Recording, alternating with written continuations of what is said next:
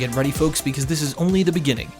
Today we wax nostalgic about our friendship and how we got here, and the stories and songs that brought us together in the first place. So, if you like best friends, movies, music, and everything in between, we invite you to join us for the first time ever as we climb inside the Video Vault.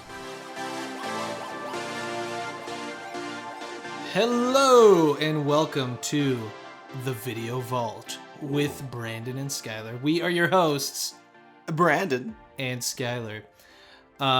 Thanks for opening up the vault, everybody. This is kind of new, uncharted territory for me and Brandon. Oh, yeah. Episode 1. Yes, the Video Vault. So here, the idea is that we're just going to be talking about all different kinds of media, because that's really what Brandon and I talk about all the time anyway. Yeah. And people seem to enjoy it when we talk to them about this kind of thing. So we thought, hey, you know what? Why don't we just start recording it? Yeah. We'll be talking about stuff, and they're like, hey, man, do you have a podcast? And we're like, no, we don't. But now we can answer. Yes. Yes, we do. You're in luck. Yes. Here we are. Finally, the long-awaited Brandon and Skyler podcast. Oh, yeah.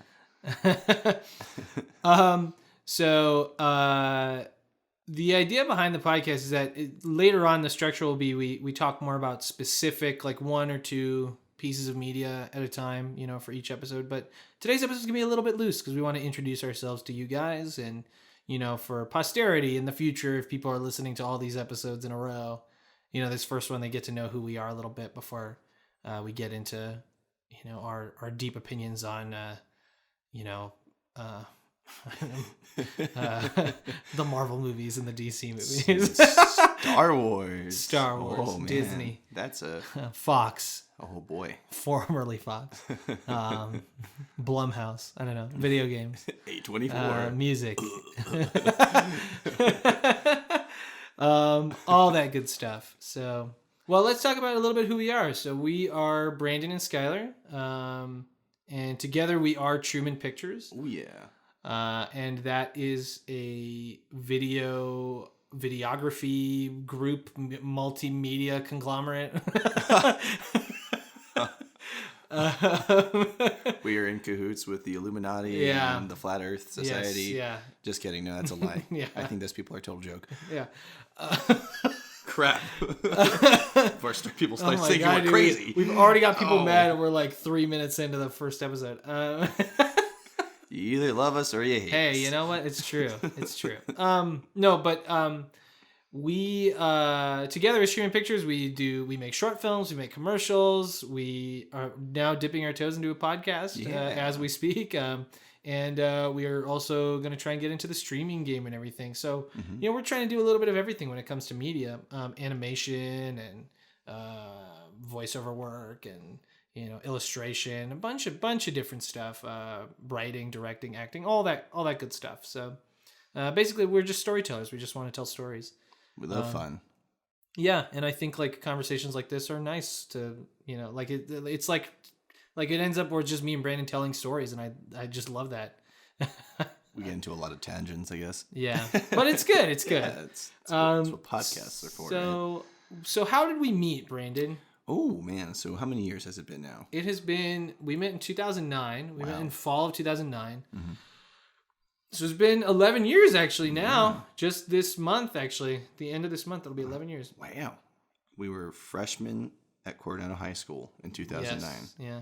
I knew nobody other than a handful of people from leaving middle school. And I didn't know anybody. And I was a long-haired, extra large t-shirt wearing kid with jean shorts. And it's funny, Brandon he's wearing like an homage outfit. Yeah. He's wearing like the exact outfit he wore in high school today. I have the jean shorts on right now as we speak. So if you could imagine that. I'm even wearing a shirt that I wore in high school. Yeah. But yeah, I didn't really talk to many people, and it wasn't until about third period on the first day of school, which was intro to broadcast journalism with Mr. Dettinger. Shout out to Mr. Dettinger. Yes, shout out to Mr. Dettinger. Oh yeah, yeah. Ron Dettinger, super badass.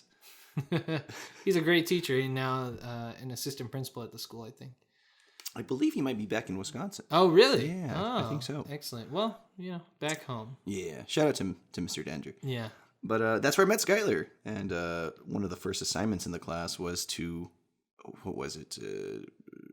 I don't even remember. Well, we had to make a music video. Well, before that, but the way you shot it out. Yeah, because Mr. Danger made some comment about not skipping. It was like the first day, and he was doing attendance, and he was like, "Don't, you better not skip class." He made some kind of comment about it, and I cracked a joke about unless you can get your buddy's Ferrari and go to Chicago. It's a Ferris Bueller. Yes, yeah, Ferris Bueller. And Brandon was the only, other than Mr. Dittinger, Brandon was the only person in the room who got. We're the only old guys, I guess. Yeah, he was the only one who got the joke or the reference anyway. So after class, I was like, "Oh, dude, I don't know many people who watch those movies." And I was kind of in a similar boat with Brandon because I had gone to the same elementary and middle school for 10 years. Mm-hmm. Since I'd been going to school, I'd been going to the same school, so I didn't really know anybody at Coronado except I actually had friends in theater who were there at Coronado. So it was actually kind of cool because it was easy for me to transition from my middle school where I had been with that same group of people for 10 years, and then I go to Coronado and it was this new group of friends that I had kind of like really latched onto, but I didn't get to see them much my first year because it just worked out that they had a different lunch schedule than I did, and they were in a bunch of different classes than I was. They had like, AP classes and stuff, so they were like smarter than me. So I just didn't really get to like see them. So that meeting you was like, that was like a big deal because I like didn't have like a lot of friends at the time. At least that I was like hanging out with like constantly. And then I remember my schedule changed. And like it was like the third day, and I was really bummed out about it because for my last period, for my 7th period, I had English class with this girl who was pretty cute, and we were like talking and hanging out, and I was like, so it was like this, and it seemed like she liked me too, so I was like kind of excited. So then like I was bummed out because when I got my new schedule, they changed my last period. They swapped my English and my Spanish classes. So now I had Spanish for my last period, and I was all like, I remember walking to my Spanish class like really sad because I was like, damn, I really liked that girl. She was really cute. And then I opened the door to the classroom, and there's Brandon sitting there, who I had just seen, like earlier that day, and we both were like, "Oh, dude, hey, man. Hey, it's you." And so the rest is history. Yeah. That's how I always end that story, but we've got a lot more time to talk. There was a lot in between that was even more awesome. We had Carlos and Brennan. Yes, our good buddies, Carlos and Brennan. Carlos and Brennan, who I knew from the theater that I was going to at the time, the community theater that I was going to, who were the friends that I knew at Coronado, but I didn't have classes with them, or like I didn't see them. Yeah. Because they had a different lunch schedule than I did. So right. I remember seeing like I would have like the first period lunch, and then the second period lunch would start while I was in algebra, and I would see Carlos and Brandon walking by. Yeah, yeah. I was like, oh, there they go. Yeah, man. I loved those guys, and then finally when I did have the same lunch as them, like we would start to hang out, and it was like the 5-man band. Like it was me, Brandon, Carlos, and our other 2 friends, Victor and Nikki. So together we were like the 5-man band. Which actually we called ourselves that because of like the TV tropes. There's the trope of the 5-man band, and like so normally in media you have like the 5 characters who are like all hanging out. And I remember Victor was like, he was like, you would think that Brennan was the main character, but I see like Skyler is the main character, like he's like the lead character, and Brennan's like the sidekick, like he's like the best friend. And I was like, thank you, Victor. That like that like made me feel validated somehow.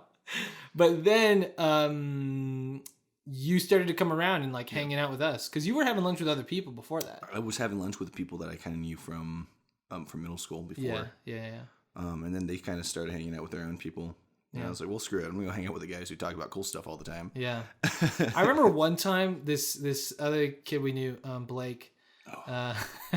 Blake. Oh, Blake. I hope you're doing okay out there, Blake. I remember one time he was like, I don't know what to talk about because all you guys do is talk about movies and stuff. So like, I don't have anything to say because I don't watch a lot of movies. And I was just like kind of sad that he said that because I was like, well, I kind of just want to talk about movies. I wanted to talk about. What are we? No, but so by the end of sophomore year, we were really hanging out. We were like really good friends, and we decided to we all me, Brandon, and Carlos all got together and we did this summer camp thing at Coronado where you got to make a movie. And so that summer we made this short film. We were like throwing around ideas because it was 4 weeks long. So you basically had like a week to come up with an idea, a week to write it, a week to shoot it, and a week to edit it, you know? And so we were just like throwing around ideas and we were like, I don't know, what are we going to do? And like Brandon was talking about how he had cats and we were like, oh, it'd be funny if like we just recreated movies with cats and like just did like cat puns. Like, so like instead of Punch Club, it would be Paunch Club, like a paw. And so Carlos wrote like he wrote like a version of that. And then like,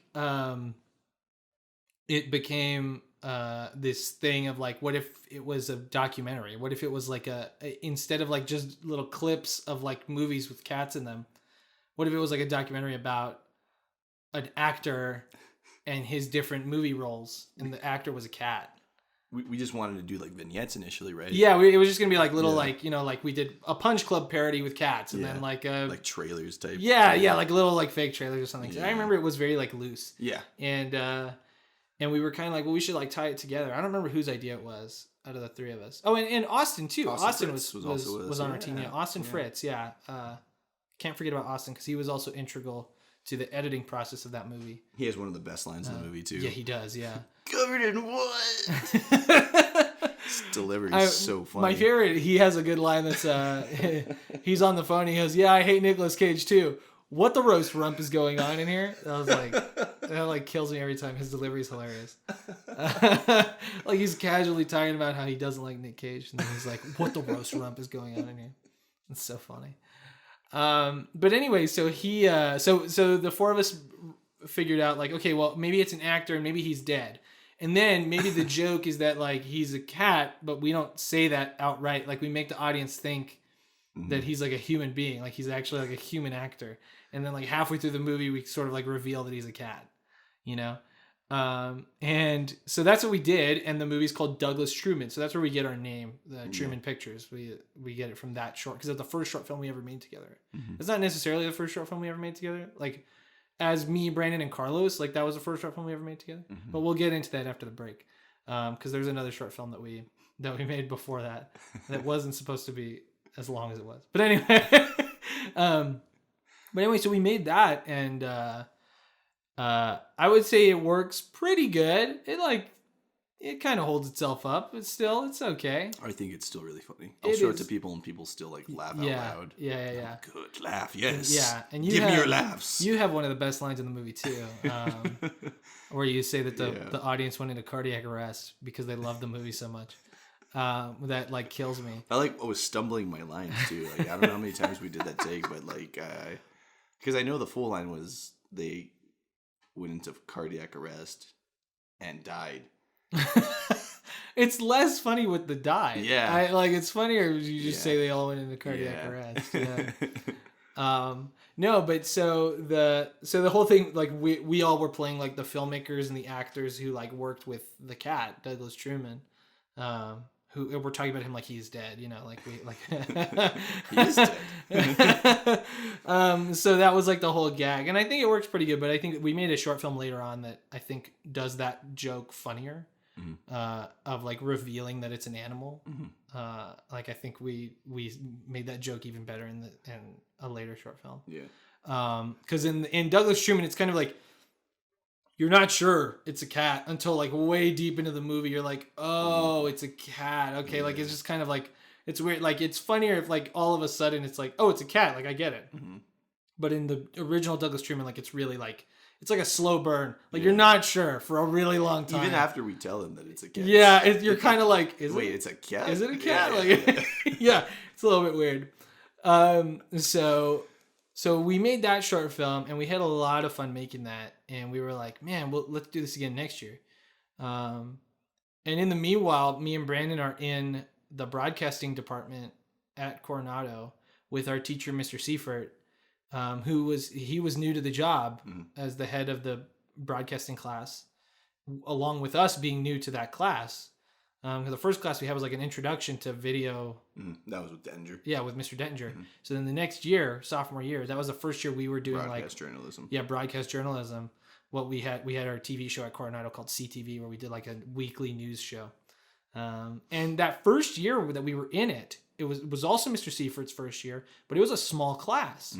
So we really developed like a familial kind of thing with that. It was real tight. That group, yeah, because it wasn't a huge class, and there was only like one other period for it, and that group wasn't very big either.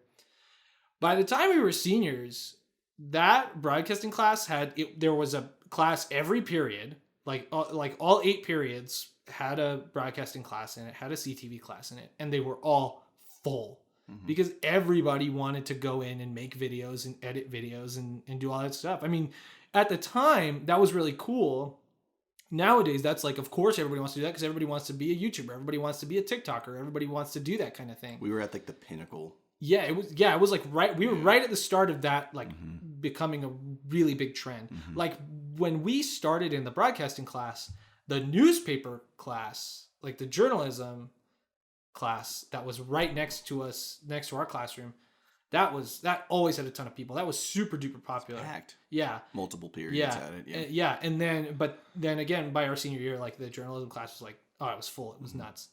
Or the broadcast journalism was full. But the thing that like carried through all those years was that we became really close with Mr. Seifert, our teacher, because it was his first year teaching that class. It was our first year being in that class. So we were just like, we were kind of figuring it out as we all went along. And he was in charge of the summer camp too. So that next summer, we were like, okay, we're really excited. It was me, Brandon, and Carlos to get like the teams back at it again. And, we're sitting there and we're like watching movies and like, trying to figure out what kind of movie we want to make. And Mr. Seaver kind of got frustrated with us because he was like, why aren't you guys need to like work. You can't just sit and watch movies. And we were watching like Texas Chainsaw Massacre and like Hot Fuzz. That was the first time I'd ever seen Hot Fuzz. It was that year, 2012. Get Carter with Michael Caine. We watched. Oh my God! Yeah, we watched like 10 minutes of Get Carter, and then Mr. Seaver was like, "Guys." Yeah, because he was starting to get naked. All the other kids were like actually trying to write or edit, and we were like watching sex scenes. Get Carter. Like, oh. Mr. Seaver was like, "Guys, I can't. Like, you can't watch that." For some reason, Texas Chainsaw was okay. It was PG. Okay, yeah, but like that's still one of the scariest movies. And like every time I watch it, it freaks me out. That movie, I love that movie, terrifying, but it is intense. Yeah, it's pretty scary. But so I left for another film camp with my friend Brennan.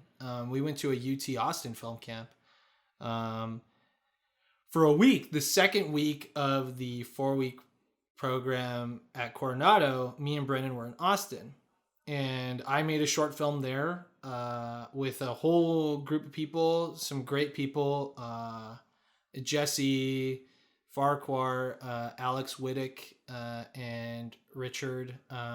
Richard, your last name is escaping me. Not that you're going to listen to this. But they were great. They were so awesome. I had so much fun. We made this really avant-garde, weird movie.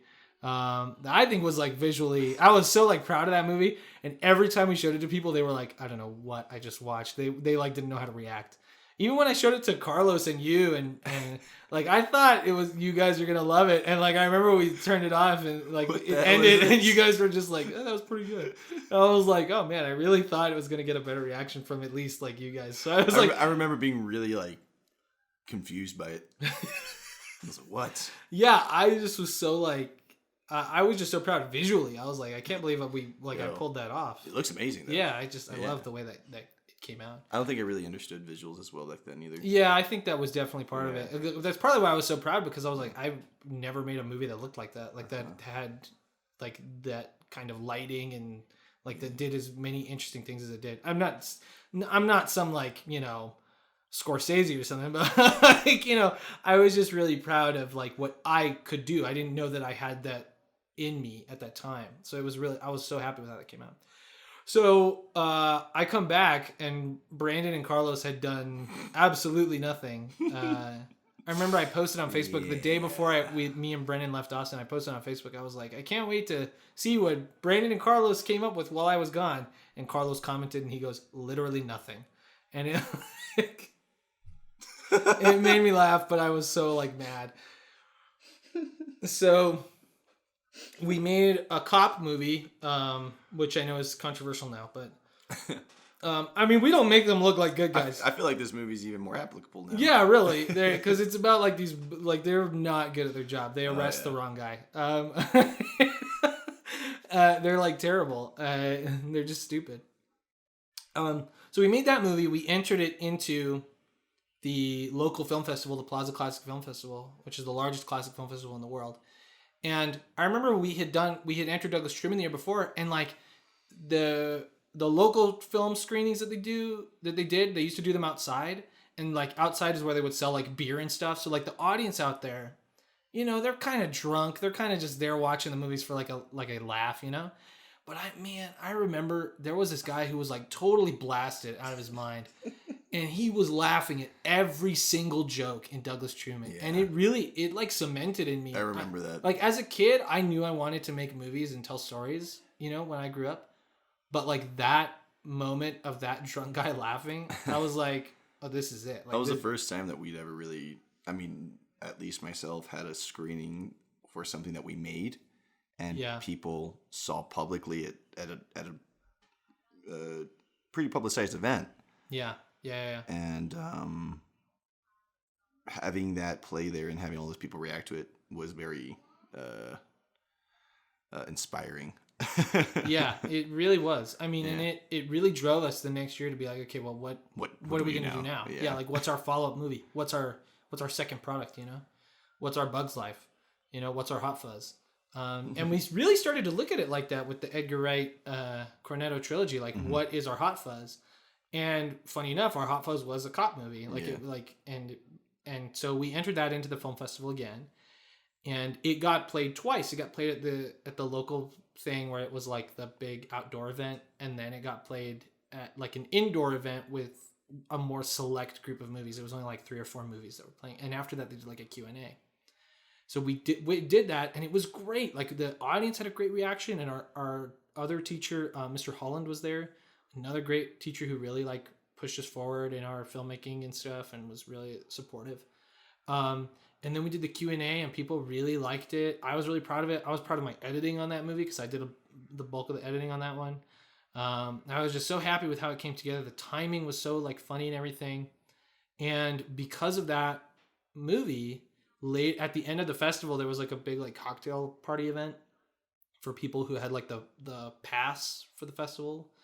And the president of the El Paso Community Foundation, who puts on the festival, Eric Pearson, he came to us at the event, and he was like, "Hey, I saw your short film. That was really, really great. That was really funny and really entertaining." And me and Brandon were like, "Whoa!" Like it was just so cool. Like we were about to be seniors in high school, and we were like, "Wow! Like, this is cool. Like we're people getting like our stuff. We're getting recognized for something." Cool. So. That fall, in the winter, they do like a discount on their pass for the festival. And so I emailed one of the people at the community foundation. I was like, hey, what if we made like a digital online ad? And they said, yeah, that's a cool idea. And so we never did it. And we felt kind of bad about it because I emailed them and it was like, hey, we want to do this. And they were like, okay, do it. And then we didn't do it. And so I was like, oh man, we really messed up. But then that February, that same person, Julie Tarwater, wonderful, wonderful lady, she emailed us and she was like, hey, do you guys want to make the commercials for the film festival? And we were like, you mean like the digital ones like you were saying, like for like, you know, like social media stuff? She was like, no, like for TV. And we were like, what? We can do that? Like, like we were so happy and excited about it. Yeah, we were just so happy. And after that, we made the commercials like every year. And we made another short film that summer, the last short film we made in high school. And after that, we've just been making short films and commercials and little video things, and we have tons of ideas. It does get tough to make these ideas, but that's partly why we wanted to do the podcast, because it's something that like hopefully is pretty easy to put together. Yeah. And it's just a way to get stuff out there in the meanwhile while we're trying to make short films and things. Because recently we've worked with our good friend Josh at his production company, Gyro Studios. We made multiple short films, like 3 different short films, 2 of which have gone on to 3 of which have gone on to multiple film fests. One of them went to LA, and it won an award there, and we traveled to Austin again for the Micro Short Film Festival that we were part of, it was just really, really cool. And we've been really inspired lately to get ourselves going and push ourselves to be making really cool content for everybody to enjoy. Because at the end of the day, like I said, when I was growing up, all I wanted to do was tell stories. Like that, all I wanted to do was make movies. I knew that's what I was going to do. And it feels like that's what we do. Like it's always good fun. Yeah, I feel like we kind of are there to some degree. We're not like making like big blockbuster movies for Disney, but yet. Not yet, yeah. But we're almost there. That's the plan. Like, I mean, almost. But we have a ton of ideas ready to go in terms of short films and sequels to short films that we've made and series ideas, and we. Hopefully with the launch of this podcast, we'll launch our new website and everything, and it'll just be tons of fun. It really boils down to having more funds for everything that we want to do. Yeah, it is. It's tough because you have to like figure it out. Things have been tough to shoot lately. Yeah, with the COVID, the pandemic, and everything. It's tough, and we have some ideas for how to work around that. But it is hard. And so that was also, again, part of why we started the podcast, because it was like, well, what's something that we can do? And, well, what we always do, just talk about movies and games and songs and TV shows and music videos. And, so this is at least something we can put out there that'll be fun. And hopefully we can do this for a really long time. It's the plan. Yeah. But we're coming up on our break. Oh, yeah. But thank you for listening so far. I don't know. The story so far. Yeah, that's the story so far. That should be our first episode. The story so far. Yeah, that's pretty good. That's good, yeah. But when we come back from the break, we're going to talk about all the media that brought us together. So we kind of did like a brief history right now, like of who we are and, how we became friends and stuff. But we'll get into the nitty-gritty. I was about to say that. The nitty-gritty. Oh, man. I don't think I know a buttload of crap about the gospel, but I do, okay? Or the Bible. It's the Bible. It's so fun. But anyway, when we come back, we'll talk about all the little things that brought us together and sort of cemented our friendship. From that Ferris Bueller reference all the way to the first short film that we made, which actually wasn't Douglas Truman. But be excited for that right after the break. Oh,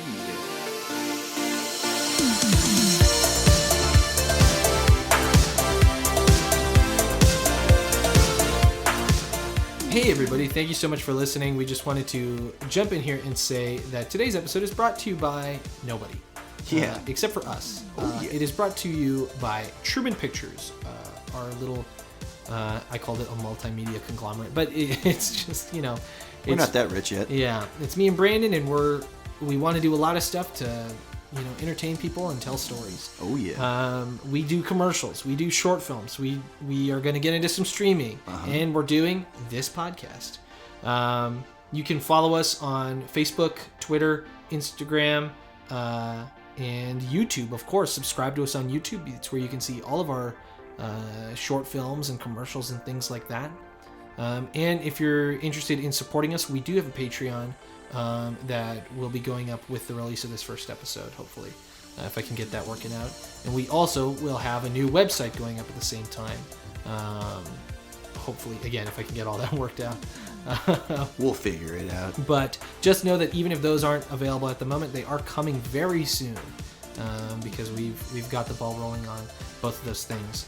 And if you would like to hire us to do a commercial or a music video for your band or any kind of thing like that, feel free to, again, shoot us an email at trumanpicturesstudio@gmail.com. Remember, that's 2 S's, trumanpicturesstudio@gmail.com.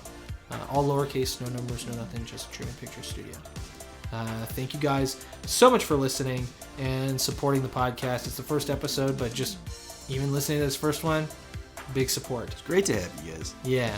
Now, let's get back into The Video Vault.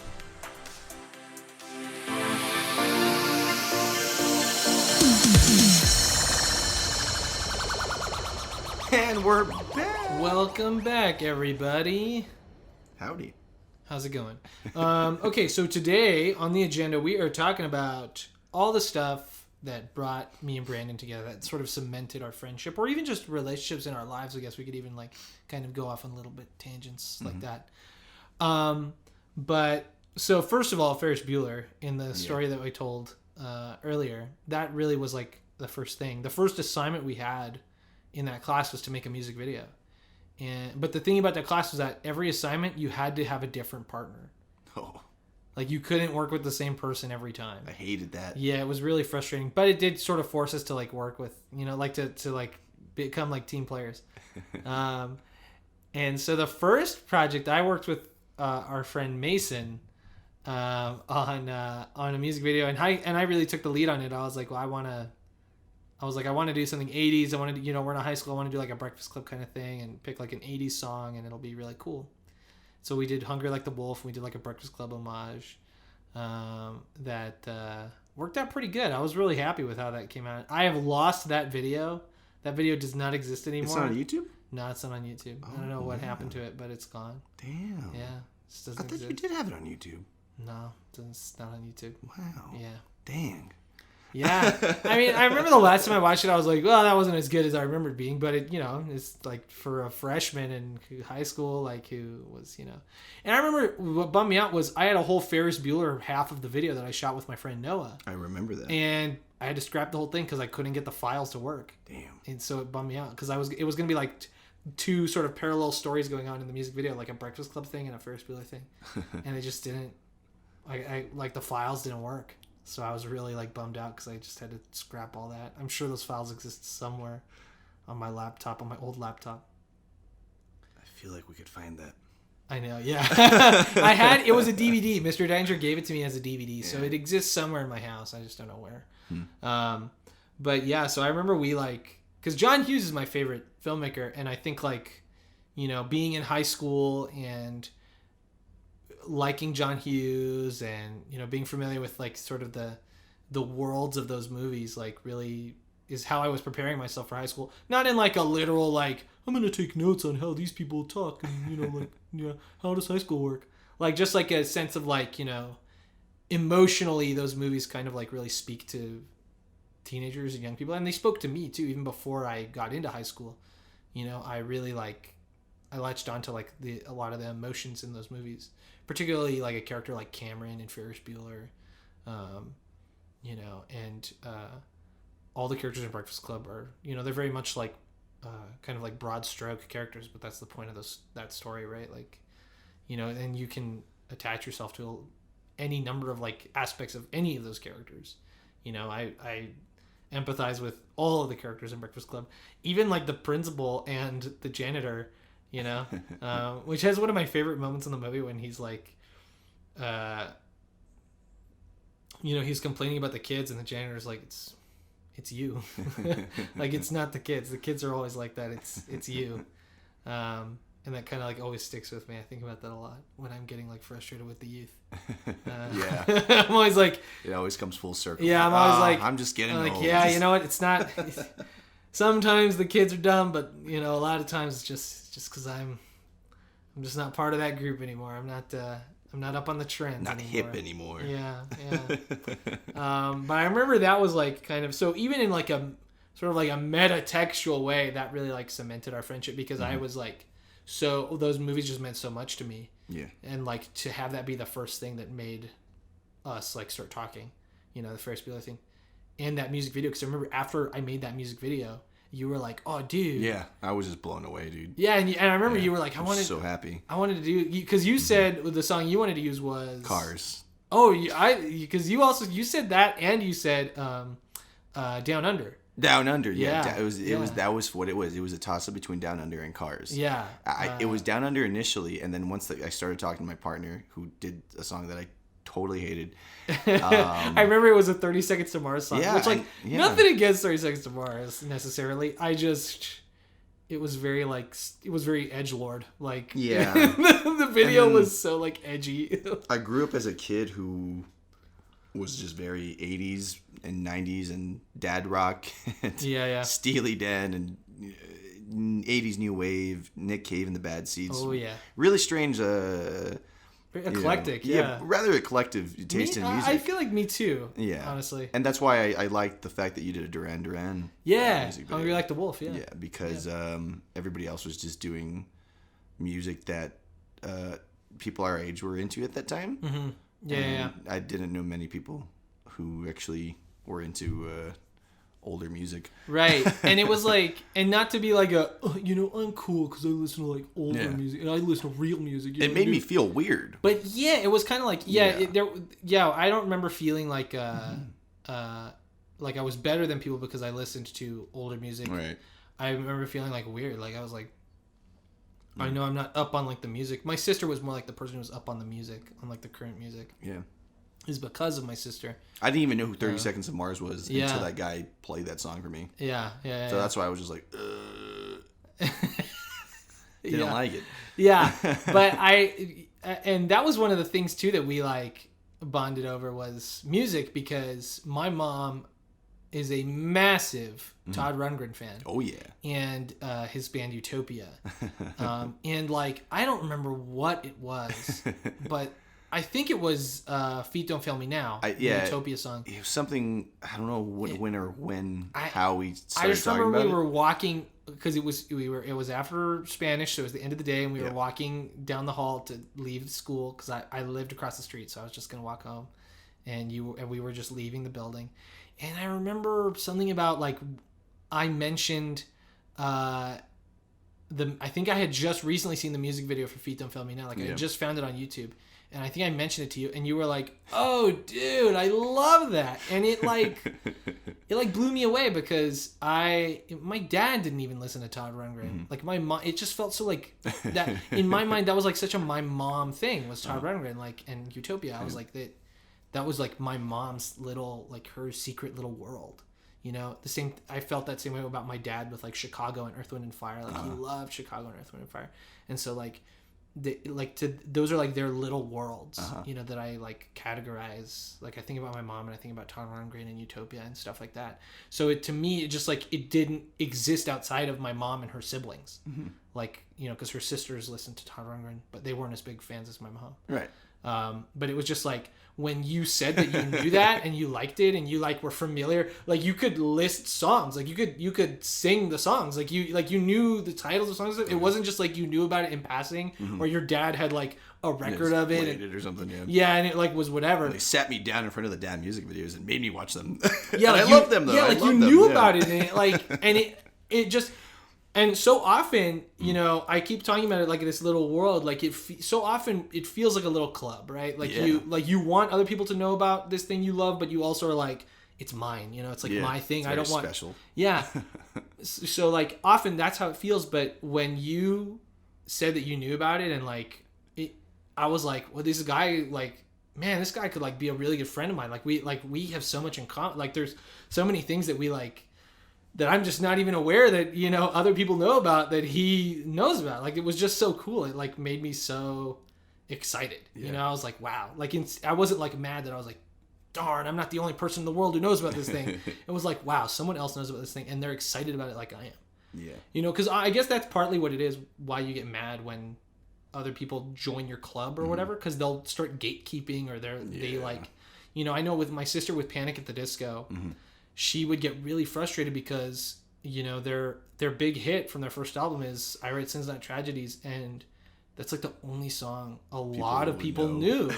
And so she would get really frustrated and really mad because she was like, and I get it, because it's like you want people to be part of this club, but not if they're just gonna, know it in passing or whatever. Like it's like I want people to like it, to be excited about it, like I'm excited about it. It's that rare feeling of like loneliness that you're like just craving to talk to about to somebody about anything. Yeah. But they bring up something average and typical, but something that's more outside of the circle just really lights you up, and you're like, oh yes, finally I can have a real conversation with somebody. Yeah. Yeah. And yeah, it was definitely music for sure that I feel like that really helped us cement the friendship as well. Yeah, that 80s, like just the 80s stuff really, like, because to me I was like, I was really getting obsessed with the 80s because of Psych. Psych was my favorite show. It still is my favorite show. I just like, I grew up watching that show. It like sort of shaped me into like the person that I am, and like the way that I write. Like I'll write banter between characters very, very similar. Like if you watch Psych, that's how I write my characters, like the way that they talk to each other. And like one of the big things about that show is that basically it was like, every episode was like an homage to a different 80s movie. And I remember like what I would do is I would like sit there and, I would find out what movies they were going to be paying homage to and parodying on the upcoming season. And I'd be like, okay, I need to watch all those movies, and it was because of Psych that I started to watch the John Hughes stuff, because they do a John Hughes episode in the 3rd season. And I only got some of the references. I had seen Ferris Bueller before when I was younger, but I just didn't quite understand the whole episode. But my sister Mia, like she got a lot of the jokes. So she had watched she had seen 16 Candles and all that, and Pretty in Pink. So then I just bought all those movies and I watched all of them, like all the time. And that 80s music, like it was a big part of that show. And like they talk about the bands and Duran Duran and Flock of Seagulls and like, and I liked 80s music, outside of Psych, but like that really like my brain started like focusing on that stuff because that show was like my film school to some degree. So like it shaped how I listened to music and how I watched movies and stuff like that. And so like by the time I'm in high school, the show's in its 3rd, 4th season, and I'm already listening to all this 80s stuff like all the time, and getting like really invested in that. And I'm starting to listen to like the back catalog of the CDs that my parents have, like my mom's Todd Rundgren stuff and my dad's Chicago and Earth, Wind and Fire and all that. So I was like, my brain was just like 70s and 80s, like a lot of that in my head. And I was like, I was raised by that, molded by it. You're more adapted the 70s and 80s pop music. It's just funny being on the opposite like spectrum of it all. That's why I tell people I'm a Gen X kid who was born as a millennial. Yeah. I get you. All my cousins, we grew up playing all the old Nintendo games, and then my parents would just put on MTV Liquid Television, so I grew up watching the Max, which my brother's named after. Dude, the Max. I remember when you told me that I sought out the show and I was like, this is like insane. So this cool. is crazy. It was super cool. Yeah. I watched Eon Flux, and then growing up, I feel like I was always like a teenager kid in my brain, because I kind of skipped all the kiddish stuff because my parents were like, screw it, let's just show them the stuff we like and let them adapt to it. So that's why I grew up with really cool stuff and really cool cartoons, movies, music. And I think I was mostly, you mentioned how we would listen to music. I always grew up listening to all kinds of music via film soundtracks.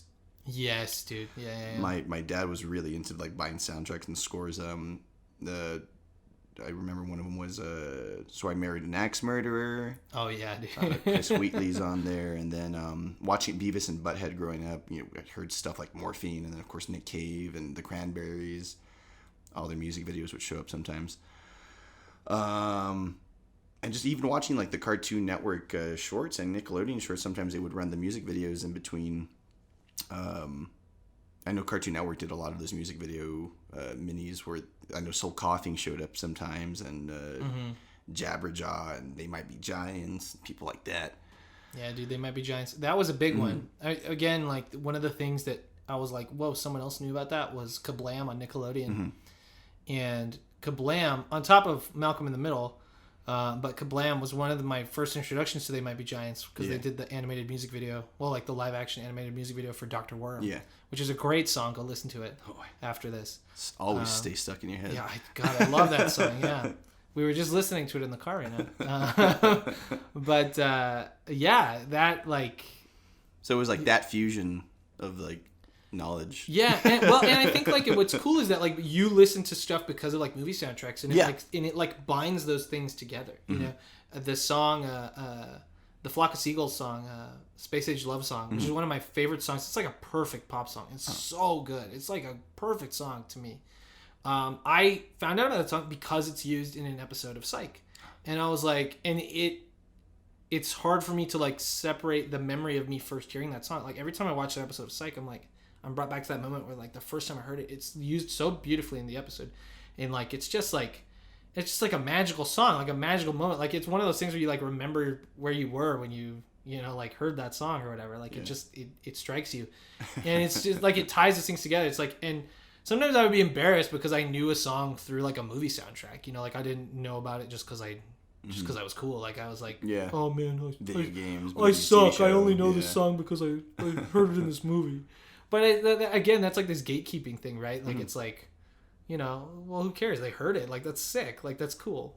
You know, like it's tough, right? Like, it's like you want to be like cool, but I feel like that kind of idea of gatekeeping didn't really blow up until social media. Right. Yeah. And you know, MySpace existed, but like once Facebook came around, I've seen this, but I've just seen that, and okay, but yeah. So I feel like that's something that kind of aged with us as we got older. Yeah, because it was one of those things. Like every time I would look up a song on on YouTube, like half the comments would be like, "Who's here because of this?" movie or show, and I was like, "Oh, I am." And then the next comment would be like, "Who's here because this is a good song and not because of some dumbass movie or show?" And then I'm like, "Okay, sorry. Like, sorry, I heard the song. Like, like, sorry, I like this song." Screw me for actually, fucking finding the things you guys like, right? Damn. I know. I was like, crap. It was like, yeah, it was like, just walk myself out. Yeah, I know. So I think that's one of the things that like made me really appreciate your friendship, especially at the beginning, because it was just kind of like we could just like stuff from like you were never embarrassed to say that you liked this thing from this other thing, or like that you liked this one thing or whatever. Like it like never were you like kind of like beating around the bush about the fact that you liked something. You just kind of said it. And I'm always anxious about that kind of thing, because a lot of the stuff that I like or that I grew up liking, I know people have like like strong opinions about them. So I'm like, I don't want to like step on anybody's toes and say that I like this thing or that I don't like this thing. And so I just never talk about the things I like. Because sometimes it's like niche, or it's like, I know that it's kind of like, it can be grating to some people. A lot of like YouTube stuff when we were like, because YouTube really grew with us from, when we were in high school. Yeah, it's way ahead. Yeah. And a lot of YouTube stuff that I like, I know is like, it can be grating. Like I know to a lot of people that like gaming YouTube stuff is like, they're like, oh, how can you watch that? Or how can you listen to that? But I really enjoy a lot of it. And so like, but I never talk about it because I know to a lot of people, they're like, ugh, like they're just like, oh, that's so stupid or lame or whatever. And I'm like, oh, I barely feel comfortable now talking about like how I respect animation, right? Like, cause I love animation and animated things. And when I was a kid, a lot of it was just like, oh, this is for kids. Yeah, I remember that too. That's something that totally also like, that I think reinforced my confidence in just saying whatever I like, was just being friends with you. Yeah, Carlos and Brandon. Yeah, and Carlos and Brandon. Yeah, it came to the point where I was just like, well, nobody else likes it. They could go screw themselves. I don't give a damn. See, no hate to Carlos and Brandon, but it was because of Carlos and Brandon that I felt like more like I had to like close myself off a little bit, because Carlos and Brandon always just had like the strongest negative opinions about things that I liked, And I was like, I didn't want to like sit there and like defend it or whatever, because I didn't want to look lame. Like I didn't want to look like I liked dumb stuff. I remember like one morning they were talking about how they thought like Kingdom Hearts was like super like stupid and lame and dumb, and I was like, oh man, I love Kingdom Hearts. But I was like, I don't have the energy to, try and defend this to them, because they're in my mind I was like, these guys are much smarter than me, like they're way more like cultured than I am to some degree, like I mean, if they don't like it, then they have good reason not to like it. Like I have, like, maybe I'm the dumb one for liking this thing that I like, like, like, and as I got older, I've gotten over that, like it's like, okay, you know what, like I'll gently sort of push people in the direction of like, well, it's a little bit, this thing that you just said very negative things about. I mean, I think it has issues. True, yeah, you're right. It's like the but most also, passive aggressive way. I like these aspects about it. I try not to be passive aggressive, but it is very like, because I don't want to make, because it almost feels like worse to tell someone like, okay, you're being a dick about it. Like, don't, people, like, because in my mind, I'm like, even if something's not good or I don't like something, like, a lot of people worked hard on it, right? Like Every dog has its day. Yeah, exactly. So I just, that, but I definitely, like, being friends with you really helped me, like, be like, you know what, I like the things that I like, and I don't care where they came from or, like, how I came to like them, or even if they're not, like, the greatest thing in the world, because, again, a lot of that is, I mean, most of it is like subjective, whether something's really good or not. Like, I mean, it's not, I don't want to get into that conversation right now, but that's, I always tell people, hey, you like what you want. I think it's pretty cool though. It's okay. Yeah. And then just change subjects. Yeah. Or, I try to, like, even if I don't like something and someone's like, they really like it. I remember one time in high school, I was like such a dick about it one time. That we were all used to, like, we used to be like super edgelords about stuff we didn't like. Yeah. And it, like, and I remember I just totally, like, this guy who wasn't like the best dude in the world, but he, like, I was telling him this thing that he liked was like super lame. Like, I was like, oh, that thing, like, that, no, dude, that, like, don't you, like, that one aspect of it, it was like dumb, right? Like, wasn't that stupid? Like, that didn't make any sense, And then afterwards, he made like a post on Facebook. It wasn't a post. He just like commented about it. He was like, today someone broke my spirit about this thing that I really liked. And I was like, wow, I'm an asshole. Like, I felt so horrible because it just, like, he liked this thing and I, like, totally ruined it. And I realized it was like, that's how I felt with other people. Like, other people had done that to me. Yeah. And I was like, well, I don't want to be like that. Like, I don't want to, It becomes like a normalized thing to kind of, like, I don't know, people, I think, subconsciously do it though. Yeah. Sometimes they don't realize it. Yeah. Sometimes you're just not, you never know, like, how, even if I said gently, like, I don't really like that thing, that could still, if someone's like kind of really sensitive or like they hold this piece of media like really dearly, even if I just say I don't really like it, I know that even that could maybe like hurt them like significantly, because that's happened to me where, like, someone I like admire and respect, I'll see them on Twitter, like they'll say like, on something this thing sucks, like this thing that I really like, and I'm like, oh. Like, it kind of hurts because it's like, I really like that person and I would like to think that they would like the same stuff I do. Yeah. And then they're just like, nah, that thing sucks. And it's no slight against me. Like, they're, they don't know who I am, but it's like, it like hurts, Yeah. And like, so I knew, I was like, I don't want to be like that. I don't want to, it was like CinemaSins. I was like doing CinemaSins to this kid until he was just like, oh, you know what? You're right. That movie sucks. I really liked it when I saw it. But now that you mention it, it really actually sucks. And I was like, I don't want to do that. CinemaSins sucks. That guy's an asshole. Throwing that out there, we don't like CinemaSins. Yeah. You know what a better version of CinemaSins is? Cinema Wins. Oh, well, Cinema Wins is great. Oh, okay. No, but I was going to say, like, the Cinema Wins is incredible. I love that guy. No, but I was going to say, like, the OG CinemaSins that's actually good is Mystery Science Theater. Oh, the real one. So yeah, I don't remember which one of us brought it up to the other one. But I do in high school, like that freshman year when we first met, we both, because at the time that was like a repressed memory of mine.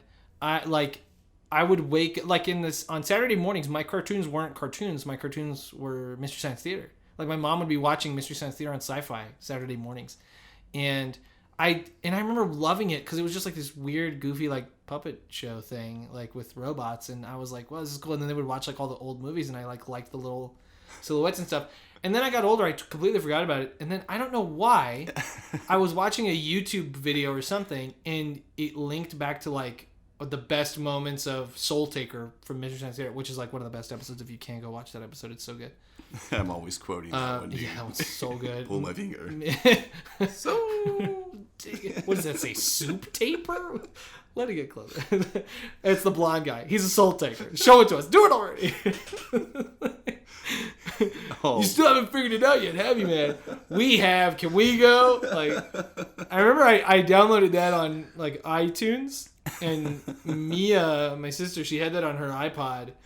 And so she and I have memorized it because she would just like listen to it going to bed, and we would just like crack up. Like, just plays in your sleep. Yeah, we just watch it all. We would watch it so much, and like all the Nancy Kerrigan and Tanya Harding jokes in that episode are really, really funny. Like, oh man, oh my god! And the one I always quote too, because that like they go to Summerfest, and then like it's like still like bright daylight outside, and people are leaving Summerfest, and well, it's noon. Summerfest is over.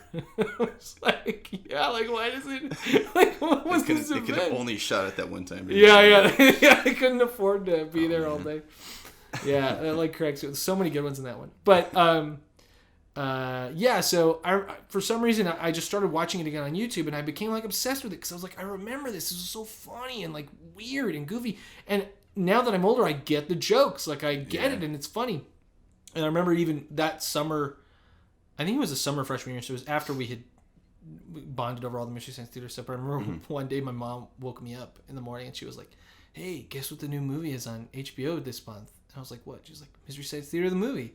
And I was like, oh, sick. And she's like, it's on right now. And I was like, oh, okay. And I went, and she had to go to work, so like she woke me up just to tell me, just like, hey, go downstairs. I left it on for you. What made us start that? But I don't know why we started talking about it. Now I'm like thinking, how it is just another repressed memory. Yeah, I'm just like, I don't know why, like which one of us brought it up first. I don't know if it was you who brought it up or like what led us to that idea. I know I probably brought it up because I was so like just obsessed with it at the time. Like I was just watching every clip of Mystery Science Theater I could get my hands on. Like I was just like, it might have just been you reminding me that MST3K existed. Yeah. And I was like, oh crap, I remember those guys. Yeah, it might have just been me being like, have you heard of this thing, Mystery Science Theater? I think you would like it. And then you were like, oh yeah, I remember that. And that was the year that it was the final year, 2009 was when Hollywood Video closed.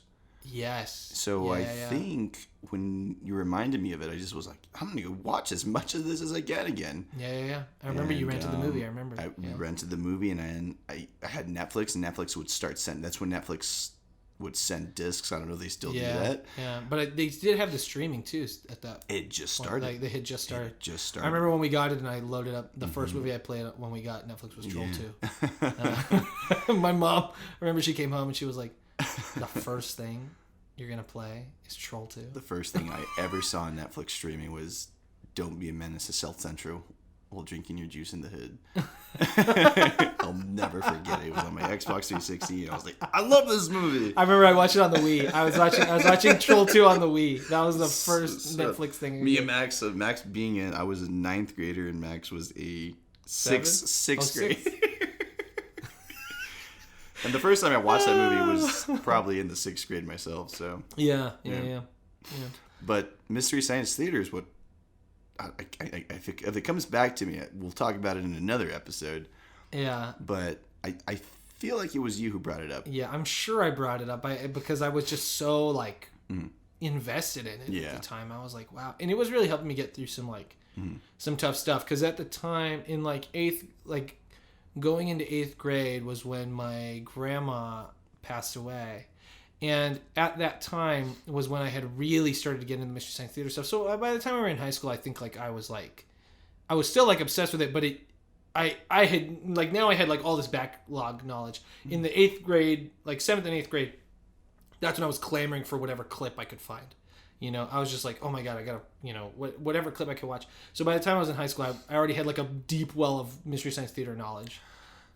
They did have it on Netflix streaming, didn't they? Yeah, they did. Yeah. Yeah, so that's where we would start watching it. Yeah, because we would watch it with Mr. Holland as well at lunch. We did watch it with Mr. Holland at lunch. Yeah, that's right. I remember we would get our lunch. We would go to the room. Yeah, we would sit up there with Mr. Holland. Yeah, he loved watching it with us. Yeah, because he liked Mystery Science Theater as well. We all just chill out and watch it. Yeah, wow, that was good. It's all coming back to me. Yeah, it's all coming together. This looks like a bus. It's all coming together. That's one of my favorite riffs. Relevant riff. It just does not. It's so like ridiculous. It's so like goofy. Dang. No, but I remember like at that time, the computer in my life that had the best working internet was at my grandma's house. So while she was, sick and like dying, basically, she would be like, "Don't you want to use you always like using the computer?" So I would be in the other room watching Mystery Science Theater, like cracking up, so and then so again, it was something that like very much was like an emotional part of me, Mystery Science Theater, and then remembering that I grew up watching it when I was a little kid. And then to know that you knew about it and you had watched it and liked it too. I remember watching it on Sci-Fi as a kid with my parents. Yeah. And so I don't remember much of the riffs, of course, as a kid. Yeah, as a kid, it's all those jokes are going over your head, and it's mostly Servo, Gypsy. Yeah, Crow. For me, it was just the visuals that I loved, like the Doors. Yeah, the door sequence, dude, and nothing else that I saw in my life really looked like Mystery Science Theater. It just, nothing else looked like that. Nothing. It was such a weird looking, cool looking show. Yeah. And then the more like you dig into how they built those sets and all that stuff, it's way, way cool. I'm like, wow. What's really cool about it is that that kind of thing always makes me feel like we could do that. Yeah. Like I could make that was always the motivation. Is like, wait a second, we could do it too. Yeah. We're also human. Which is like, so in that freshman class for like intro to broadcasting with Mr. Dettinger, you couldn't work with the same person twice on any of the main projects. The last project was a free-for-all. You could do whatever you wanted, and you could work with any one of the people you had worked with before. So we did previously before that. Yeah, so what we did was we strategized. Because once we found out we were friends and we liked to make the same things, it's all good. Brandon kicked the table at the microphone's around like a little kid. Yeah, it's just... I'm sitting like Tom Hanks in Big, where he like he's sitting on his legs. And I'm just sitting like a little kid who swings around all the time. But anyway, so... we knew that the last project before the final project was you had to make like a TV show episode. Yeah, that's right. And so me and Brandon were like, okay, that's the one we'll team up on. And then we'll also do the final project together. So like we were going to be doing two big projects back to back. We always just wanted to do a narrative together. Yeah, we loved just like, again, we wanted to tell stories. We wanted to like make narrative stories and like just tell, be silly and tell stories and do cool stuff. So the TV show that we made was a little thing called Private Eyes, which we do have, like, it was just, in my mind, I was like, I just want to make Psych. Like, I was just trying to make Psych. It was like a callback to our love for music together as well. Right, yeah, because there's a lot of, like the Hall & Oates, we did Private Eyes. That's why I called it Private Eyes, because I like the song, and I feel like that, and I was like, I just want to use that song. And that was how Brandon introduced me to Cowboy Bebop, actually. Yeah, that's right. Now that I'm thinking about it.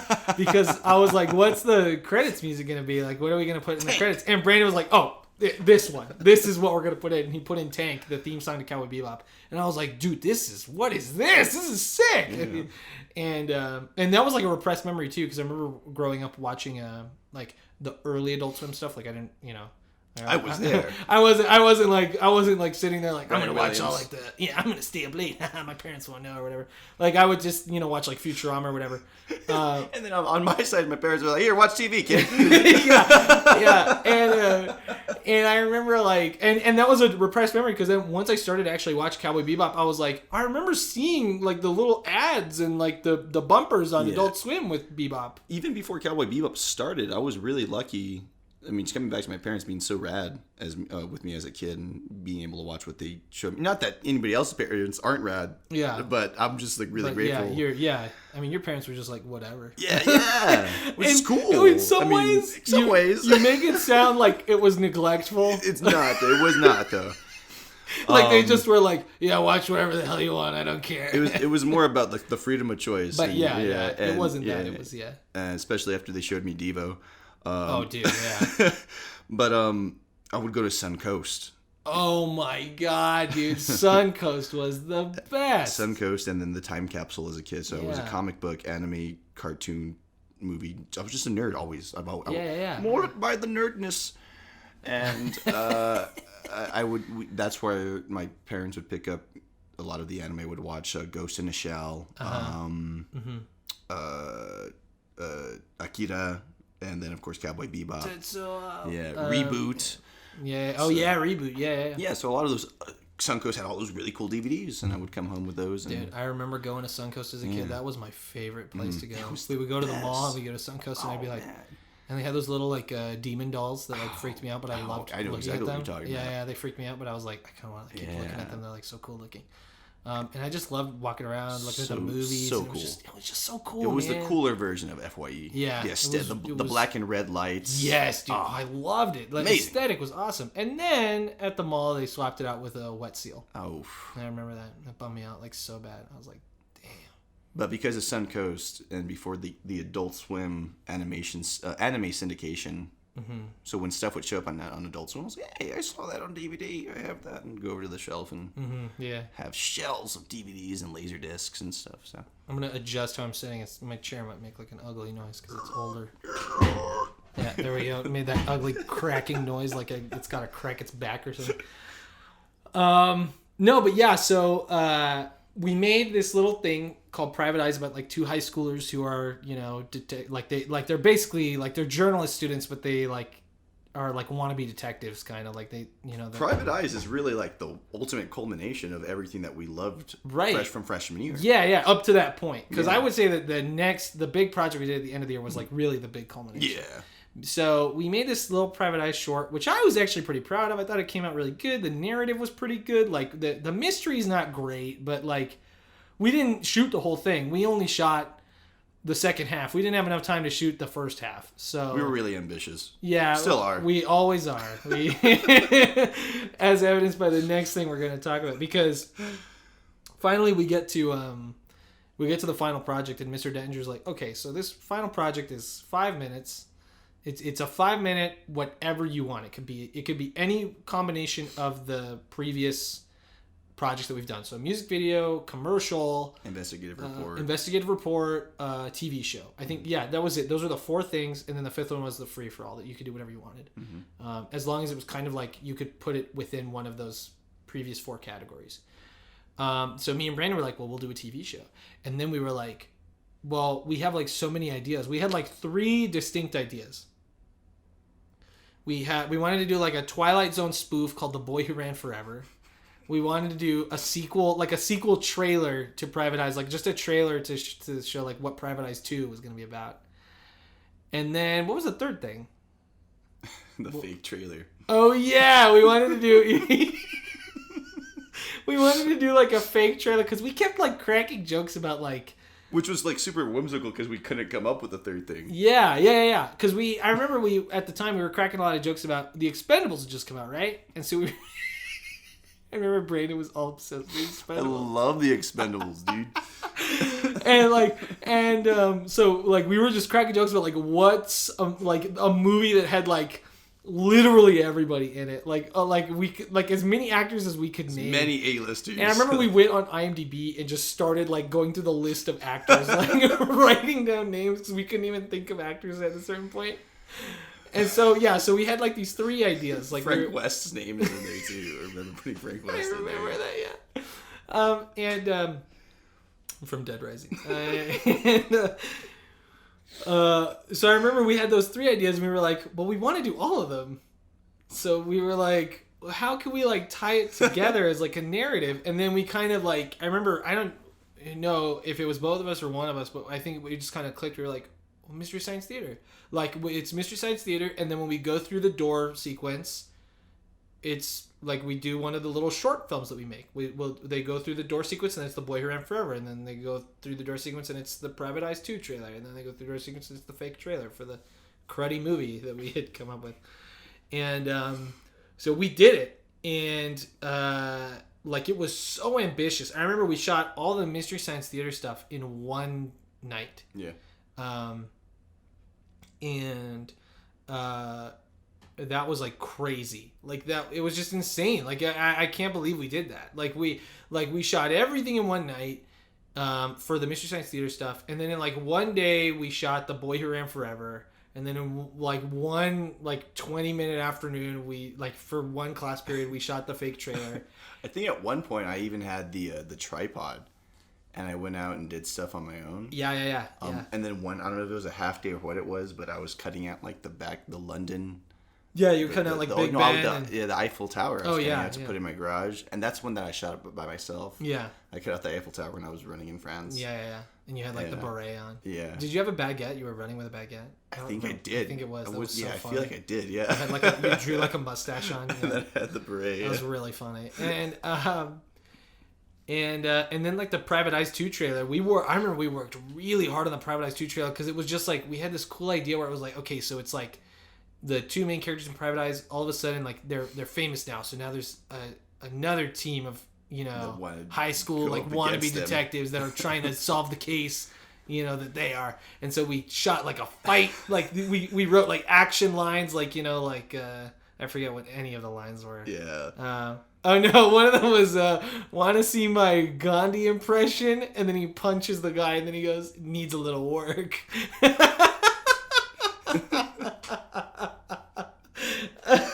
That's when Carlos punches me in the face. Yeah, no, I think that's when Brendan punches me in the face, and then when Carlos punches what you, did he say? Carlos did like a riff on that, and he said, "Want to see my Mike Tyson?" He said, "Want to see my Mike Tyson impression?" And then he punches you, and he goes, "It's fucking awesome." I forgot that was. And we couldn't do the whole line because he said the F word. Yeah. But it was so. Oh, that was so funny. I remember filming. I'm having flashbacks. Yeah, I remember because we were at the portables and half the portables and there was were like gone. a stair. Yeah, so one of the portables was just gone. So there was just like this staircase that went nowhere. This little like wooden staircase. So we filmed right there. That's what we were standing. And so we were standing on there. Long hair Brandon. Yeah, when long hair Carlos punches you. Yeah. And then I remember the shirt that I was wearing and everything. Wow. Yeah, dude. I remember that like so vividly. It was so fun to shoot that, and like we had so much fun making that, and it looked so good. Like the colors were really vivid, and I remember like I was so happy with the framing and everything. I was really happy with the Mystery Science Theater thing, and we cut it together, and it was 20 minutes long. It was all done on iMovie. And it was all done in iMovie. Yeah, I couldn't believe it, and so. We were so proud of that. We were really, really proud of that. I mean, I still am. Like, me too. I have the DVD of it. Yeah, I mean, I'm just like, I can't believe we did that. Like, I can't believe we pulled it off in the time frame that we did. I think we shot it over a week. Like, I just, which like, it's like Tony Stark building the arc reactor in the cave. Yeah. Mr. Danger goes to the rest of the class and he's like, Brandon and Skyler built this in a garage in a week with cardboard.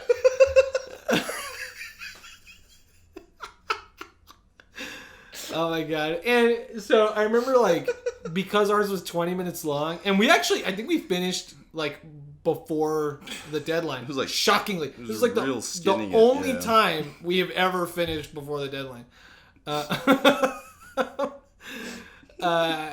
Do not let that deter you from hiring us. And we get the job done. We get the job done and it's good. Oh yeah.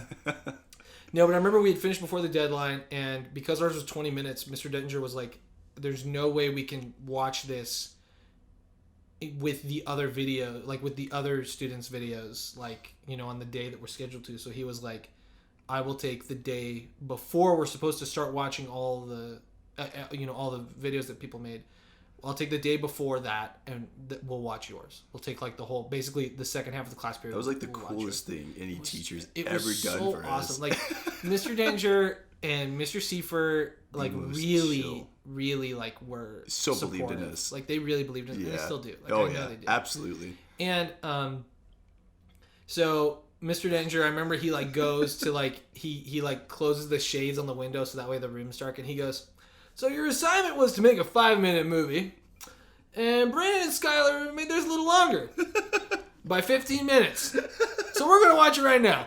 And then he hits play, and like I remember we watched it, and like nobody laughed, nobody made a sound for 20 minutes except you and me and Mr. Dettinger like chuckling kind of. Like no one got it. It just, like I think we had some solid jokes in there, but nobody got it. It just was not like.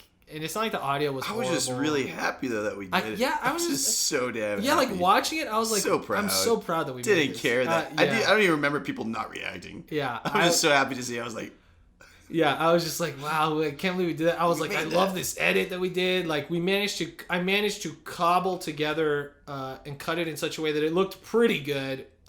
Where we just took the door sequence from Mystery Science Theater and like I edited it in such a way where it kind of looked like it actually worked. Like it was worked. It looked pretty good. I was so proud of that. And the way everything worked together. And Brandon introduced me to Baltimora's Tarzan Boy because we used that for the end credits. Because we had Dr. Forrester make Mike Nelson and the robots dance to a song. Like he was just like, "You're my dancing monkey, so dance." And so then then Brandon's like, "Oh, I know the perfect song," and he put in Tarzan Boy. And the way it starts with those drums, like, and I was like, "That's so good." Dude, I need to listen to that song when I get home. It's so good, and I remember, like, I was just really proud of that. And I remember afterwards, Mr. Dettinger pulled us aside. He was like, okay, everybody sit back down. And then he pulled me and you aside. And he was like, look, guys, I can't give you an A. You went 15 minutes over the time limit. But that being said, you did a really good job. And I know nobody was really reacting, but, like, I got it. They didn't get it, but I got it. And it was great. Like, you guys did such a good job. Like he was familiar with Mystery Science Theater. And he was like, I got it. Like, you guys. So he gave us a B. He was proud of which is like, yeah. And I was just like, a B is way more than I could have asked for being 15 minutes over the time. I didn't even care if we had failed or not. I was just happy I was so proud of that. I was like, damn, like we could do anything. Like I was like, we could do anything after that. And that was like that was like kind of a long tangent, but I just love that Mystery Science Theater brought us together in that way. Yeah. Like it really like it's one of the biggest things. Yeah. And we even got to see them live. We did, yeah. We just recently, yeah. Oh my god, that was so fun too. That was hilarious. That was absolutely awesome. I was so happy to see Joel come out and play the song. It was great. I was like recording it. What are you doing? I was like, I have to record this.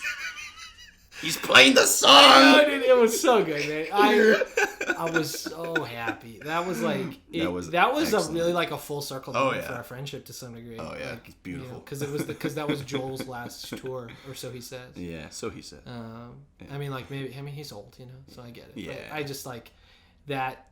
Really awesome. That was awesome. It was so good and great show. And yeah, I mean that was like. I almost want to end it there, but we have other things that we can talk about. We got about 20 more minutes. Got some more stuff to run over. But yeah, Mystery Science Theater was a big one, and just one of those like weird little things. Again, like the Todd Rundgren thing, where it's like I don't know that I didn't know anybody else knew about this. I remember when I was obsessed with it in middle school, I was just trying to get anybody I could to watch Mystery Science Theater. I was like, you have to watch this. You have to watch this. I remember I got a few people that I knew at Kids & Co. To watch Mystery Science Theater. I remember my good buddy Jim.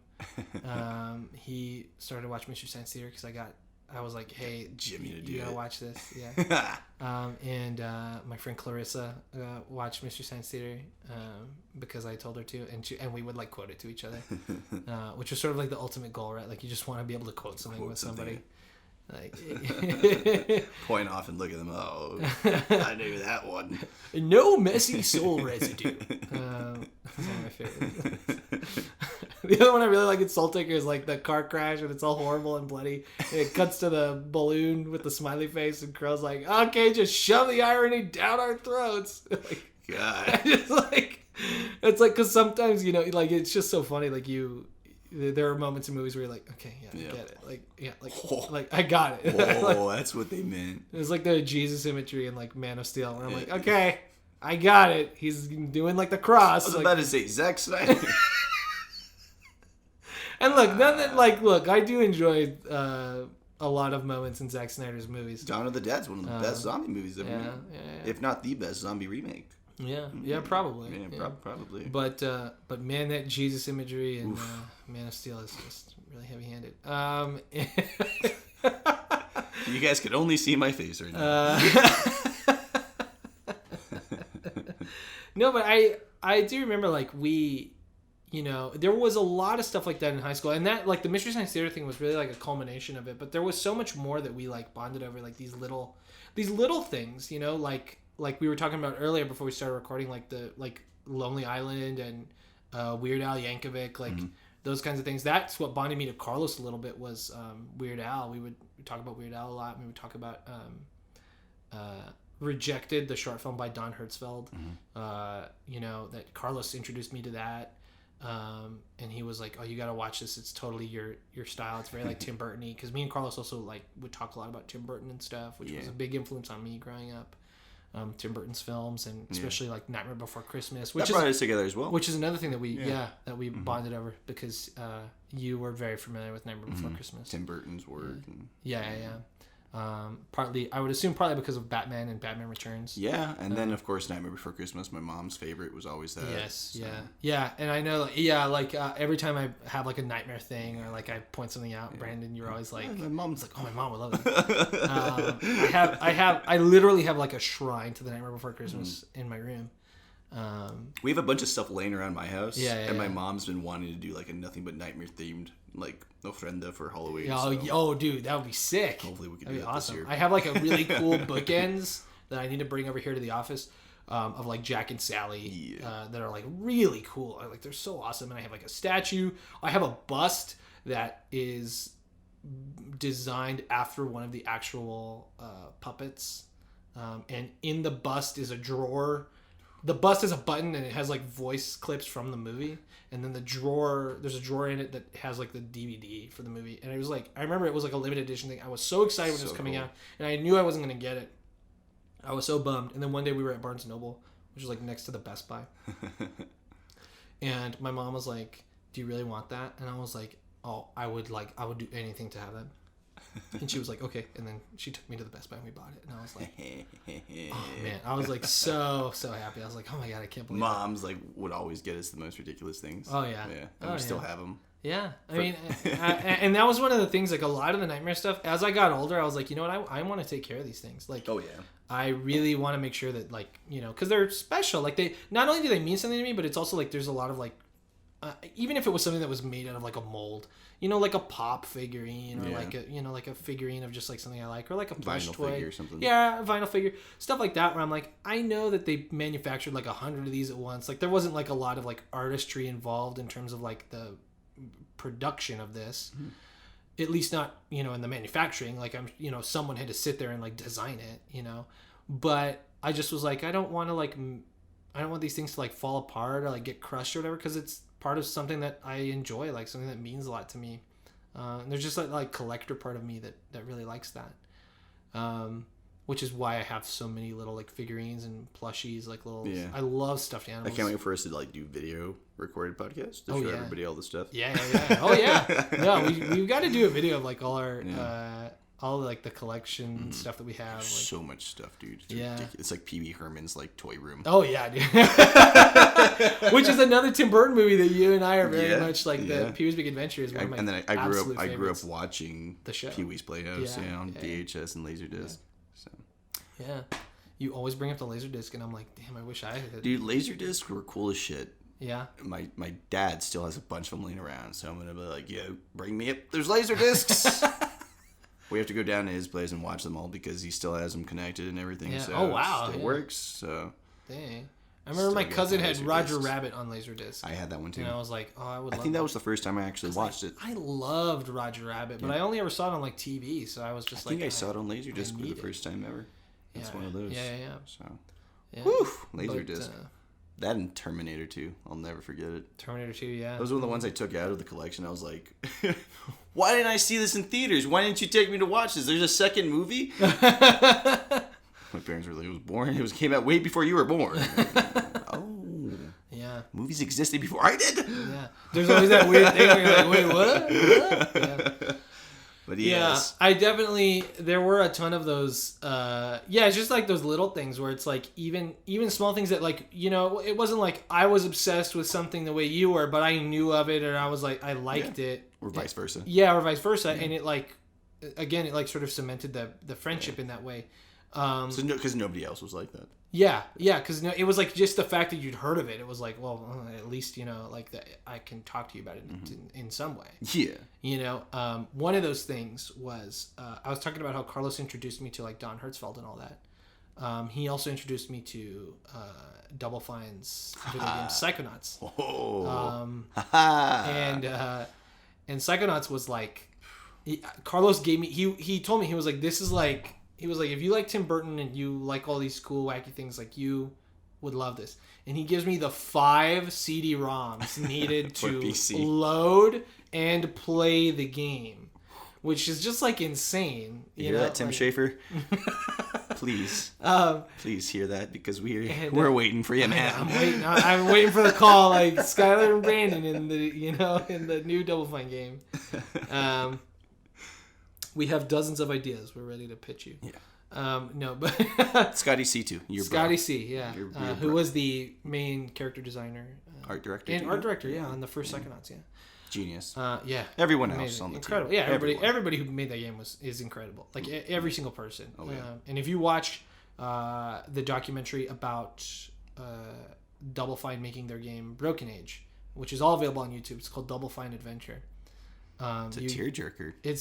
Oh my god, it's like heartbreaking. It does get a little bit technical, but if you're interested in video games, that is like, I cannot recommend that enough, because it really is just like a look into how video games get made, and it is like, at times it's frustrating, at times it's a little bit boring, because it just gets, you got to get into the business side of it, and at times it's like really frustrating and heartbreaking, like the way that things don't work the way you want them to, or like people don't respond the way you want them to, or it's like, I worked so hard, why didn't this thing that I made take over the world? Like I worked so hard on it, and now it's us like with horse money. Oh right, How we thought it was going to take the world. Right, yeah, because that's a direct quote from Tim Schafer when he's talking about Psychonauts, because the game comes out in 2005, and it does okay, like it sells okay, it makes its money back, but it doesn't do well enough for what they want, and so they all that they talk about is that it's a game that kind of was like a poster child for like, well, this is why 3D platformer games are like on the way out. The same way with Grim Fandango, when he made Grim Fandango, and they were like, well, it didn't sell that well, and this is why point and click adventures are on the way out. People don't want them, and it's like and so he talks about that, where he's like, it's weird that we worked so hard on this game and it didn't take over the world. Why not? And that kind of, you feel that feeling as an artist, like no matter what you do, it's like you work really hard on this thing and it doesn't become the next big thing, and you're like, well, why not? Like, why? Like, I worked really hard. Why didn't anyone like pay attention to it? And that did happen to us with our short film Horse Money. Our last one. Yeah, that was the last one we made of the sort of the 3 high school. We called it the Chill Bro trilogy. And again, it was like we were paying homage in a way to the Edgar Wright Cornetto trilogy. Yeah. And I remember like Cats, Cops, and Cowboys. Yeah, Cats, Cops, and Cowboys. That was it. Yeah, it was the Cats, Cops, and Cowboys trilogy. Yeah. And so we end with this like cowboy short film, and people liked it, and it was like a narrative film. And let's be clear, it is a little bit problematic. Oh yeah. So to some degree, in retrospect, I get why it didn't take over the world, because there are things in there that are like, what, this doesn't. We didn't make them as clear as a parody as they should have been. Yeah. It just probably would have gone over most people's heads. Yeah, it just does not play the way that we intended. Yeah. And so it's just not, some of the jokes and some of the moments in there are kind of like not okay. And not proud of those moments. not proud of that. I'm wrong. proud of the movie overall, but Absolutely. there are those moments in there that like, to some degree, I'm like, okay, I get why it didn't quite like take off the way that we wanted it to. Because we made a joke that just didn't, either it wasn't funny, it was not a good joke, like it poorly translated. The idea was to be making fun of like a negative thing, or like a non-politically correct thing, and we just didn't do it right. Like it doesn't come across that way. Again, I'm proud of most of that movie. Like it was the first movie we made that was really like a narrative that we like did from beginning to end. Because Private Eyes was like, we only shot the second half, and the Mystery Science Theater thing was more like a frame story. It doesn't have like a beginning and an end. It just kind of like, it's not like a story. Yeah. And Douglas Truman's like a documentary that's not like a narrative. It's just like we're talking about this guy. And Interrogation 101, the second movie we made, was like it was like an instructional video that turns into or it's like a short film that turns into an instructional video that turns back into a short film. It's really weird. It's not like, it doesn't quite make sense, but it's that's partly why I like it. It's almost like a TV special. Yeah. So Horse Money, I was really proud of it because it was like a narrative. It had a beginning, middle, and end. It had characters that had growth, and Brandon just like almost fuzzed my drink all spat over out me. his drink all over himself. Drank it forward too quick. No, but I was really proud of a lot of those things, and so we were kind of like, well, why didn't this become bigger? And we submitted it to the film festival, and they didn't. Douglas Truman and Interrogation 101, they let those in, and Interrogation 101 is what got us the commercial jobs, but then Horse Money just didn't do that. And we were like, well, what happened? And we submitted it again the next year.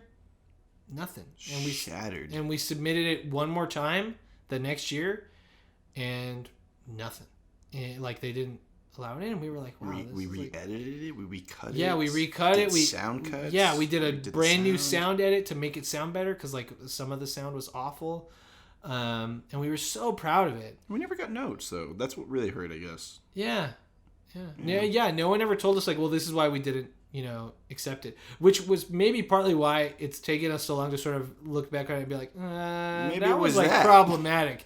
Because a lot of those things, because at the time we were, stupid high schoolers. Not that that's an excuse, but it is like, it is like you don't. We were just kind of ignorant. Yeah, just uneducated. Yeah. We didn't, we were like, oh, we could pull off that kind of joke. We didn't mean any harm. Yeah, right. Which again doesn't mean that it's not an excuse. Yeah, and that doesn't absolve us. But we didn't know that. We just didn't. We didn't. Yeah, we just didn't know. We were just idiots. And and I don't expect high schoolers to be super. I mean, I do now because if you look at the way that Gen Z is really taken it because of the current administration and everything. I mean, there's no choice. You have to be involved. Which it makes me sad. I appreciate that we had the privilege to have had a childhood. I do too. Because nowadays kids have to be active. You look at the Parkland kids. Yeah. I mean, they didn't get to be kids. It's really depressing that a lot of our youth has to be the force. Well, at least in the United States. I really hope we have international listeners. Yeah, That'd be really cool. I'm sure our buddy Duncan will be. Yeah, but as far as in the United States, a lot of our youth, as of recently too, we just have to be thrown into this super harsh, realistic world where we have to acknowledge realism a lot sooner.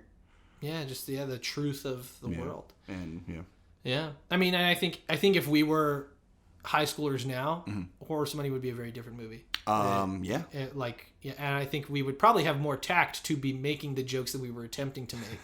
We could probably actually pull them off a lot better. Yeah. We made a sequel to Horse Money that I think does do those jokes a little bit better, but I think we still run into some problems. The characters Stokely and Carmichael are still very much Stokely and Carmichael. Yeah, they're still these bumbling cowboys. The whole tone around it has changed, though. Right? Yeah. It's very different. It's more cartoony, which I think helps us get away with being a little bit more dumb. A little bit more dumb. The movie can kind of be well, the movie's kind of just stupid anyway. So whatever, you can get away with a little bit more. Yeah. And again, I think we have better tact about those things. I guess we also gave people more credit for assuming the type of movie the first one would be. But I think as we've gone on, we're a little bit better at translating what we want to tell to people. Yeah. Because that first movie is kind of, it's got I think the idea has this Blazing Saddles energy about it, but it just doesn't quite. We were high schoolers. Yeah, we were high schoolers. I mean, we didn't, we're not that fun. We weren't that funny. We thought we were. To begin with, we weren't that funny, Yeah. But yeah, I think that you're right. We've gotten a lot better, and it's because we have refined how we pull influences from the things that we're trying to do. We've fallen down enough to get up and know what we've done wrong. Yeah. So I mean, I think I'm really proud of a lot of the stuff that we've done more recently, and I'm excited to doing more stuff and including this podcast because we like, you know, again, there were so many things that we bonded over that we didn't even talk about today, but like, you know, you mentioned... We would talk about it for hours. Yeah, but you mentioned like Shawshank Redemption, which like was not like... For some reason, Brandon was obsessed with the moment when... And it was because you guys showed me this movie. Right, yeah, because we had mentioned me and like Brandon and Carlos had all mentioned Shawshank, and I was the only one in the group who didn't know. Yeah, and so you saw it and lost my freaking mind. Yeah, dude, and like you would constantly do the moment when he like, you know, rips his shirt off and like is in the rain. The poster image, you know? And you got that poster. I still have it in my room. I love that poster. One of my favorite movies of all time. It's so good. And like, you know, it's one of those things that like... you guys just injected into me. Yeah, it's so funny how like... Because for me, I was just like... Oh, sorry. I kicked the table. It was because like for me, I just watched Shawshank anytime it came on AMC because AMC would play Shawshank like every month. Like they would be like, today is our 24-hour marathon of Shawshank Redemption, and tomorrow is our 22-hour marathon of Shawshank Redemption. Like they would just play that movie so much, and I just like I would watch it all the time. I would watch it all the time. And so to me, it was just like this thing that I saw. Like I was like, yeah, whatever, you know, like that's cool.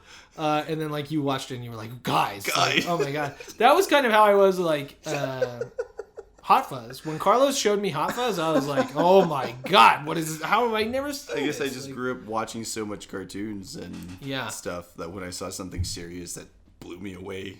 Well, yeah, because it's like to some degree, you like we're growing up with stuff that's like, you know, we love like all of it, and it's all like colorful and funny and silly, and then like all the, you know, you grow up with like adult things, like adult movies and shows, and you're like, oh, it's like boring. Yeah. It's like a drama, and it's like...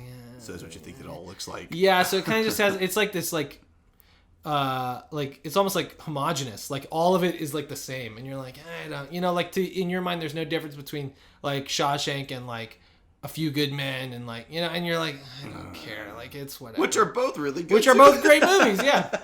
And so, but it's like so then you get older and you sort of get like this palette of like, okay, I can sit and watch like a more dramatic thing, and when it's really good, it like just blows you away because it's like totally different from what you're used to watching. Yeah. So it's like, yeah, I get it. You know, like I get it. Just totally rocked my world. Yeah, and that was the kind of thing I remember. I had that reaction with like Hot Fuzz because it was that thing where I was like, I didn't know that a comedy could be like this. Like I didn't know like it could work like that. It like blew my mind. I'm so happy that you had watched Hot Fuzz with us. Yeah, that like blew my mind. And after that, I immediately went to the store and I bought Shaun of the Dead and Hot Fuzz on DVD. And I bought like and like for some reason FYE just had the special edition like 3-disc Hot Fuzz. Excellent. With like all the bonus features you could ever ask for $5. Oh man! Like it was labeled as on sale for $5. Criminal and I went buying it that low. I went to the register and I was like, "Is this really $5?" And the guy was like, "I guess." And then he gave it to me for $5. I don't even think it was actually on sale. The guy just gave it to me because it's had the on sale sticker. Somebody messed up. Yeah, somebody messed up because it was what a deal. It was what a bargain, yeah. But yeah, and again, we didn't even touch on like, you know, Napoleon Dynamite and Nacho Libre and SpongeBob, which are like other things that really like we just would talk about. Those episodes alone, I feel like we could just, you know. Oh yeah, we could do whole episodes on those things as we develop this podcast and bring you on this journey with us. Fantastic voyage. I think. You know, we'll have plenty of opportunity to talk about all those things that bonded us together. But since that is the theme of today's episode, we wanted to leave you all with a question. I would even say it's the theme of our whole series. I want to, and you know, the way we injected each other with entertainment. I want our listeners and viewers to be part of our friendship. That's why I said French. Be part of our friendship. French. Yeah, and just learn about the cool stuff. And notre ami. we get to introduce you guys to new cool stuff as well, introduce us to new stuff too, so we could talk about in future episodes. Yeah. So we want to do this with every podcast. We'll leave you guys with a question, and then you'll send us the answers. And the next episode we'll talk about it. We'll read some of your responses. So this week's question is, what piece of media did you bond with someone over? It can be anything. It could be a music video. It could be a song. It could be a movie. A movie and like a TV show. They're pretty easy for us to talk about. Video games, comics. Yeah, video game, comic, anything. Like books. Any piece of media. Yeah, even a book. Yeah, I mean like. In a book, and dodgeball, but like those kinds of things, like whatever you, if it's something that you bonded over, maybe you made a friendship, maybe it was something your parents shared with you, the way my mom shared Wizard of Oz with me, and Singing in the Rain, which are like two of her favorite movies, and it helped me understand her better. When I was sick at home some days and my dad had the day off, we would watch Big Trouble in Little China. That was like our go-to movie, and that like was something that I bonded with my dad over. So like what's like a piece of media that you bonded with someone over? You can send us an email. Tell us a story. That's what we like to do here. We like to tell stories. So tell us a story. You can send us an email at trumanpicturesstudio@gmail.com. And that is 2 S's next to each other. Truman Pictures Studio. So there's 2 S's next to each other at gmail.com. And you can send us a brief version of it on Twitter if you want to just tell a brief story. Yeah. At Truman Pictures. So yeah, you can also follow both me and Brandon on Twitter. We are at Skyler TC. I am at Max Brand, MAXX, like the Max brand. It's me and my brother's name, Max Brand. MAXXBRAND. Yes. Yes, so you can follow us there. But yeah, so send us your stories. Tell us what you bonded over. It could even be a piece of fan fiction.